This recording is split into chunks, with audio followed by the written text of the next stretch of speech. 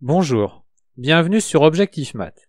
Dans cet exercice, on demande de déterminer les primitives de la fonction qui à tout x réel associe racine carrée de 1 moins cosinus de x. Vous devriez maintenant mettre la vidéo sur pause et chercher à résoudre l'exercice par vous-même. La fonction qui à x réel associe 1 moins cosinus de x est continue sur R et à valeur réelle positive. Et la fonction racine carrée est continue sur R+. Donc la fonction f qui à tout x réel associe racine carrée de 1 moins cosinus de x est continue sur R. F admet donc des primitives sur R. Et on note grand F l'une de ces primitives. Pour calculer grand F, on va essayer de simplifier petit f.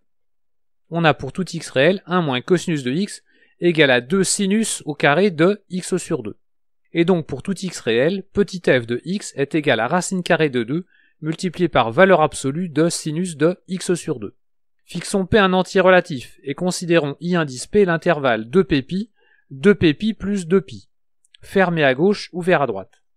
Si x appartient à l'intervalle I indice P, sinus de x sur 2 est du signe de moins 1 exposant P, ce qui permet d'écrire pour tout x appartenant à I indice P, petit f de x est égal à moins 1 exposant P fois racine carrée 2 fois sinus de x sur 2.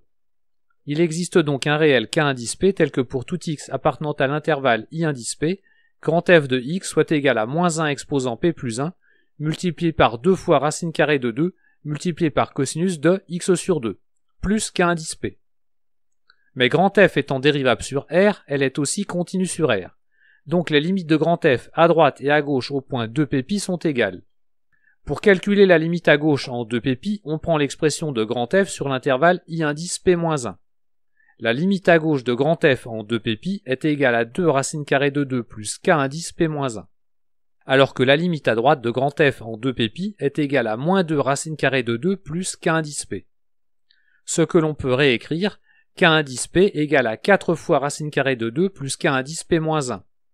On en déduit que pour tout entier relatif P, k indice P est égal à k indice 0 plus 4 fois P fois racine carrée de 2. Il n'y a plus qu'à reporter cette expression de k indice P dans l'expression de grand F. Pour être complet, il faut donner la valeur de P en fonction de x, P est égal à la partie entière de x sur 2π. Voici un script Python pour représenter une de ces primitives. On va utiliser les modules numpy et matplotlib.pyplot. On définit alors la fonction grand F qui prend en paramètre le réel petit x et la constante d'intégration qui par défaut vaudra 0. Pour simplifier l'expression de grand F, on commence par calculer l'entier P en fonction de x, et on définit une variable R2 égale à la racine carrée de 2. Inutile de charger le module math, on utilise les fonctions mathématiques de NumPy. Il n'y a plus qu'à retourner l'expression de grand F. On choisit ensuite l'intervalle sur lequel on va représenter la fonction grand F. Ligne 10, on limite l'axe des ordonnées aux valeurs extrémales de grand F sur cet intervalle en prévoyant une petite marge. Comme grand F est croissante, les valeurs extrémales sont obtenues aux bornes. Ligne 11, on trace les axes de coordonnées en noir. Il n'y a plus qu'à représenter graphiquement la fonction grand F, ici son tracé est fait en rouge. On donne un titre au graphique. La syntaxe est celle de LaTeX, qui est écrite dans une chaîne de caractères bruts, dite rostring, pour éviter les interprétations du symbole backslash.